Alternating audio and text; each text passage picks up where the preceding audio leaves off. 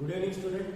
आपण आज ग्रॅव्हिटेशनचा next topic बघतोय, म्हणजे डेरिव्हेशन आहे. तुम्ही बोलला डेरिव्हेशन म्हणजे काय, तर मी तुम्हाला परत सांगेन डेरिव्हेशन म्हणजे काय असतं. एक फॉर्म्युला एक्सप्लेन करायचा किंवा फॉर्म्युला एक आपल्याला आणायचा असतो. ठीक आहे, तर आपण जरा क्वेश्चन बघूया का. Derive relation for G and G H. समजतंय? जी म्हणजे काय, आपले नॉर्मल ग्रॅव्हिटी जी आपल्याला माहिती आहे, ऍक्सिलरेशन ड्यू टू ग्रॅव्हिटी, ते म्हणजे काय असणार आपलं स्मॉल एच. आणि जी एच म्हणजे काय, म्हणजे ग्रॅव्हिटी ऍट हाईट एच. आता मी तुम्हाला सांगतो की ग्रॅव्हिटी ऍट हाईट एच म्हणजे काय. चला आपण एक एक्झाम्पल घेऊया की आपण फर्स्ट फ्लोअरला उभे आणि फर्स्ट फ्लोअरवरनं खाली पडलो. समजतंय? तर आपल्याला काय होणार, हात तुटणार, पाय तुटणार. समजतंय? आणि आता आपण फिफ्थ फ्लोअरवरनं उडी मारली. समजून घ्या, आपण फिफ्थ फ्लोअरवरनं उडी मारली, मग काय होणार, आपण डायरेक्ट मरणार. समजतंय? मग असं का झालं, काय रिझन असेल याच्या पाठचं. फर्स्ट फ्लोअरवरनं पडलो तर आपले फक्त हात पाय दुखले, आणि फिफ्थ फ्लोअरवरनं पडल्यानंतर आपण काय डायरेक्ट हे झालं.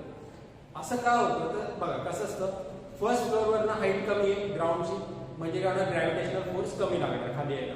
समजतंय? तेच आपण फिफ्थ फ्लोअरला गेलो, हाईट जास्त झाली, हाईट जास्त झाल्यामुळे काय लागलं, जास्ती ग्रॅव्हिटेशनल फोर्सने आपण खाली आलो.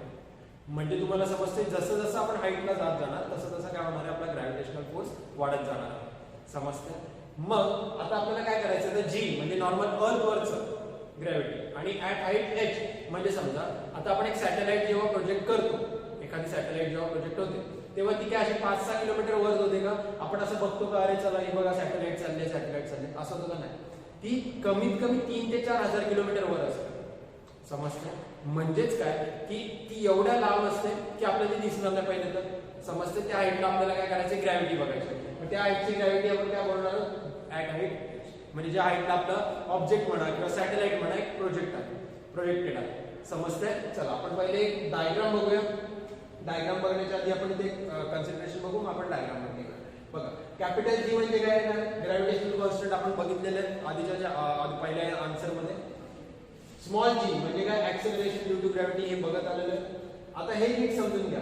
कॅपिटल आर म्हणजे काय, रेडियस ऑफ द अर्थ. तुम्ही नीट समजून घ्या, हा जो आतला राऊंड आहे आतला, तर तो काय आहे, अर्थचा म्हणजे अर्थ आहे. समजून घ्या, अर्थचा सरफेस आहे. म्हणजेच काय बोलणार आपण की अर्थच्या सेंटर पासून अर्थच्या सरफेस पर्यंत जे डिस्टन्स आहे त्याला आपण कशाने मेजर करतोय, कॅपिटल आर.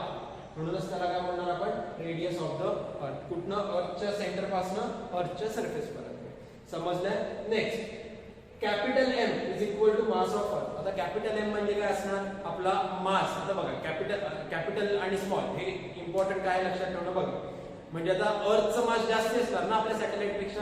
सॅटेलाइट तर आपण बनवले, ऑब्व्हियसली सॅटेलाइटचं कमी असणार मास. मग अर्थचं मास कसं असणार, जास्त. म्हणून आपण काय बोलणार, कॅपिटल एम. समजतंय? आणि ते स्मॉल एम म्हणजे काय, मास ऑफ ऑब्जेक्ट. म्हणजे काय म्हणू शकतो आपण, मास ऑफ ऑब्जेक्ट और मास ऑफ सॅटेलाइट म्हणजे काय असणार, ते छोटं. म्हणून काय बोलणार आपण, स्मॉल एम. समजलंय? आणि एच म्हणजे काय असणार, हाईट ऑफ ऑब्जेक्ट. म्हणजे आपण कुठल्या हाईटला आपलं ऑब्जेक्ट किंवा सॅटेलाइट प्रोजेक्ट केले ते म्हणजे काय असणार आहे आपलं small H. Capital small important राहणार, नीट लक्षात घ्या. समजतंय? चला डायग्राम आपण बघितली. आता हे नीट समजून घ्या. इथली हे डिस्टन्स काय आहे आपलं, आर. म्हणजे काय, अर्थच्या सेंटर पासून अर्थच्या सरफेस पर्यंतचं डिस्टन्स काय आहे, कॅपिटल आर. आणि तेच जेव्हा आपण अर्थच्या सरफेस पासून आपण ऍट हाईट एचला जाणार, म्हणजे 3000-4000 किलोमीटर वर जाणार, तर ती काहीतरी एक सर्टन हाईट असणार. तर त्या हाईटला आपण कशाने डिनोट करतोय, स्मॉल एच. म्हणून बघा, हे काय झालं आपलं अर्थचा सरफेस, आणि हे काय आहे, आपली ज्या हाईटला आपलं सॅटेलाइट प्रोजेक्ट केले तर तिकडचा तो पॉईंट झाला म्हणजे जी एच. समजते? अर्थच्या ग्रॅव्हिटीला आपण काय म्हणणार आहोत, जी, आणि अर्थ ऍट हाईट एचला आपण काय म्हणणार आहोत, जी एच. समजते? चला आता आपण आपल्या डेरिव्हेशन वरती येऊया. आपल्याला काय करायचं बघा, जी आणि जी एच मध्ये रिलेशन आणायचं. म्हणजे काय, आपल्याला जी चा फॉर्म्युला आणावा लागेल, जी एच चा फॉर्म्युला आणावा लागेल, दोघांना कंपेअर करावं लागेल. समजते? तर चला बघू. आता इथे काय लिहिले बघू, W is equal to F is equal to mg. आता नीट समजून घ्या, या चॅप्टर मध्ये आपण W is equal to F म्हणजे weight is equal to force. मी तुम्हाला एक एक्झाम्पल देतो की बघा, आता मी एखादी कुठला तरी एक समजा स्टोन आहे, तो मी त्याला काहीतरी वेट असणार, तर मी तो त्याला फेकून मारला. समजतंय? आणि तोच मी एखादा चॉक फेकून मारला. लक्षात घ्या एक्झाम्पल, मी स्टोन फेकून मारला ज्याला जास्ती मास आहे, आणि मी चॉक फेकून मारला आपला नॉर्मल, तो फेकून मारला. जास्ती करून लागणार स्टोन का, कारण त्याचं वेट जास्ती आहे, म्हणून तो जास्ती फोर्सने लागला, म्हणून आपल्याला लागला. तेच मी चॉक फेकून मारला, लागणार आहे का, नाही, कारण त्याचं वेट कमी असणार. समजतंय? ठीक. चला आपण नेक्स्ट बघूया. म्हणजेच या इथं आपल्याला काय समजतंय, वेट पण हा एक टाइपचा फोर्स आहे. मग वेटचा फॉर्म्युला काय असतो, mg, म्हणून आपण f ला काय लिहू शकतो, mg, मास इनटू ग्रॅव्हिटी. समजलंय पहिलं हे कसं आलं, तर हा एक f चा फॉर्म्युला आपल्याला मिळाला. मग नेक्स्ट हा f जो आहे तो काय आहे, आपला ग्रॅव्हिटेशनल आपला पहिला फॉर्म्युला डिराइव्ह केलेला बघा, न्यूटन्स लॉ ऑफ ग्रॅव्हिटेशन. तर त्याच्यावरून जो फोर्स आलेला ग्रॅव्हिटेशनल फोर्स, तो आपला हा फॉर्म्युला आहे. तिकडे फक्त काय होतं, f is equal to g capital G into m1 into m2 upon r². आता इथे m1 m2 येणार का नाही, का कारण आपण अर्थचं मास काय कन्सिडर केलं, कॅपिटल आहे, म्हणून इथे कॅपिटल आहे आलं. आणि इकडे काय आलं, दुसरं मास स्मॉल आहे, ते ऑब्जेक्ट्स आहे.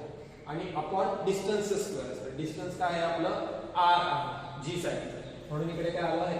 मग आपण काय केलं बघा, फर्स्ट आणि सेकंड इक्वेशनला काय केलं, इक्वेट केलं. म्हणजे काय आलं, हा पण एक फोर्स आहे, हा पण एक फोर्स आहे. म्हणजे काय आलं, mg इज इक्वल टू हे आलं, स्मॉल m कॅन्सल झालंय, चुकून कॅपिटल M कॅन्सल झाला. बघा इथे कॅपिटल M एकच आहे, समजते, mass of small m cancel झालं. इथं आपल्याला काय मिळाली, g ची व्हॅल्यू, समजते, त्याला मी ब्रॅकेट केलं. आता इथे काय आलं, gm अपॉन r², हे आपल्याला इक्वेशन भेटलं. आता ही कन्सेप्ट नीट समजून घ्या, ऍट हाईट h ची काय असतं. आता तुम्ही समजून घ्या, अर्थच्या सेंटर पासून जेव्हा मी अर्थच्या सरफेस पर्यंत येतो तेव्हापर्यंत r हाईट आहे. पण आता अर्थच्या सरफेस पासून एका सर्टन हाईटला काय असणार आहे, आपली सॅटेलाइट प्रोजेक्ट असणार आहे. म्हणजे अर्थच्या साईडने पण काहीतरी एक डिस्टन्स असणार, तेच म्हणजे काय असणार आहे, म्हणजे मला जर ऍट हाईट h ला मोजायचं तर मला नुसतं r घेऊन चालणार का, नाही, मला काय घ्यावं लागेल, स्मॉल h पण. समजते, म्हणजे बघा मी इथनं स्टार्ट करणार, इथनं इथपर्यंत आलो, पण मग माझा ऑब्जेक्ट कुठे, इथे प्लेस आहे, म्हणजे काय आलं, हे पण. म्हणजे हे टोटल डिस्टन्स आपलं काय असणार, r प्लस h. एवढंच समजून घ्यायचं आपल्याला. समजतंय, gh ला आपली हाईट काय राहणार, r प्लस h. कशी, अर्थच्या सेंटर पासूनच नेहमी आपण हाईट मोजायची असते. नाहीतर काय काय तुम्ही काय करणार, फक्त एवढंच लिहिणार h नाही, हाईट नेहमी आपण कुठनं मोजणार, सेंटर पासून. समजतंय, तर मग बघा इथे मी काय लिहिलंय, ऍट हाईट h. मग तिथे काय फरक होणार बघा, फोर्स जो आहे तो आपण इथे काय लिहिलेला, फक्त mg, मास इनटू ग्रॅव्हिटी. मग आता इथे काय लिहिलंय बघा मी, m इंटू gh. mgh असं नाहीये, ते mgh असं नाहीये, हे एकदम बेसला आहे. समजतंय नक्की. आता gh म्हणजे काय, ग्रॅव्हिटी ऍट हाईट h, म्हणजे त्या हाईटची ग्रॅव्हिटी. समजतंय नक्की. मग आपला फोर्सचा फॉर्म्युला, जो दुसरा ग्रॅव्हिटेशनल फॉर्म्युला होता, तिकडे फक्त एक बदल काय होणार आहे, जे डिस्टन्स असतं, जे आपण r² लिहित होतो, ते आता काय होणार, सेंटर पासून इथपर्यंत जायचं. म्हणजे हे टोटल डिस्टन्स काय झालं, r प्लस h आणि त्याचं स्क्वेअर, म्हणून नीट बघा ब्रॅकेटचं स्क्वेअर लिहिलं. कळालंय, हे कसं आलं, हे टोटल डिस्टन्स आपण इथून इथपर्यंत कॅल्क्युलेट करणार, म्हणून काय झालं ते r प्लस h. समजलं. मग परत आपण या दोघांना इक्वेट करणार, स्मॉल m कॅन्सल झाला. त्याच्यानंतर इथे काय राहिलं, gh इज इक्वल टू, ते gh ला हे लिहायला विसरू नका. तुम्ही जर इथे gh लिहिलाच नाही तर तुम्ही हे पण कॅन्सल करून टाका नंतर. समजतंय, म्हणून इथे gh लिहिणं इम्पॉर्टंट. मग इकडे काय भेटलं आपल्याला, gm upon r plus h the whole square. नीट समजून घ्या, इकडे आपण r का घेतला, कारण बघा पहिली कंडिशन आपण इथून इथपर्यंतच येतो, पण नंतर काय करतो आपण, इथून इथपर्यंत जातो, म्हणून हे टोटल डिस्टन्स. समजतंय. मग आपल्याकडे थर्ड इक्वेशन आहे, एक सिक्स्थ इक्वेशन आहे, त्या दोघांना काय केलं, आपण कंपेअर केलं, दोघांचंच रिलेशन आणायचं ना. मग gh अपॉन g घेतलं. मग gh चा फॉर्म्युला काय आहे, gm upon r plus h the whole square. आणि g चा फॉर्म्युला काय आहे, gm अपॉन r², जो आपण इथे फाइंड केला. मग आता इथे कॅन्सल काय होणार बघा, दोघांकडे gm आहे, कॅन्सल झालं. राहिलं काय, r plus h the whole square. आणि डिनोमिनेटरच्या डिनोमिनेटर मध्ये कोण राहिलंय, r². मग हा r² कुठे जाणार आहे, न्यूमरेटर मध्ये. समजतंय, म्हणजे इथे r² गेला. आता हे समजलं काय झालं, डिनोमिनेटरच्या डिनोमिनेटर मधला पार्ट कुठे जातोय आपला, न्यूमरेटर मध्ये, म्हणून हा r² कुठे गेलाय, न्यूमरेटर मध्ये. आता हा जो इथे डिव्हिजनला स्मॉल g होता, तो इकडे कुठे जाणार, डिव्हिजन मधनं मल्टिप्लिकेशन मध्ये, म्हणजे हा कुठे आला, इंटूला. समजतंय, डिव्हिजनला होता तो इथे कुठे आलाय, न्यूमरेटर मध्ये. समजतंय, म्हणजे gh चं इन टर्म्स ऑफ आपण g रिलेशन फाइंड केलेलं आहे. सिंपल आहे बघा. आपण रिवाइज करूया. कन्सिडरेशन तुमच्या समोर आहे, डायग्राम तुमच्या समोर आहे. पहिले आपण काय करणार, weight is equal to f आणि f मायनस काय असणार, mg. ग्रॅव्हिटेशनल फोर्सची कंपेअर करणार नॉर्मल हाईटला, म्हणजे नॉर्मल रेडियसला. तर तेव्हा तिथे काय भेटणार आपल्याला, g is equal to gm upon r². समजते, तेच आपण ऍट हाईट h ला जाणार, तर तिथे फरक काय होणार, gh इज इक्वल टू आपल्याला काय भेटणार, gm upon r plus h the whole square. का, कारण आपण इथून एवढं डिस्टन्स घेणार का, नाही, इथून पूर्ण एवढं डिस्टन्स घेणार. मग काय करणार, सिक्स्थ इक्वेशनला थर्ड इक्वेशनने डिवाइड करा. सिंपल तुम्ही इथे लिहिलं तरी चालेल. मग दोन गोष्टी कॅन्सल होणार, gm कॅन्सल होणार आणि मग फायनल आपलं आन्सर येणार. समजतंय, एकदा दोनदा हे बघा. समजतंय, नाही तर तुम्हाला कदाचित मे बी कन्फ्युजन होऊ शकतं. तर तुम्ही काय करणार, तुम्हाला काय याच्यामध्ये डाऊट असेल तर तुम्ही मला पर्सनली विचारायचं. समजते? कारण इथून आपला मेन 11चा जो काही टॉपिक आहे तो स्टार्ट झालेला आहे. समजते? काय डाऊट असेल तुम्हाला कुठलाही छोटा पार्ट तुम्हाला इथे समजला नसेल डाटा, मी तुम्हाला त्याचं प्रॉपर एक्सप्लेनेशन देईल. समजतंय? थँक्यू.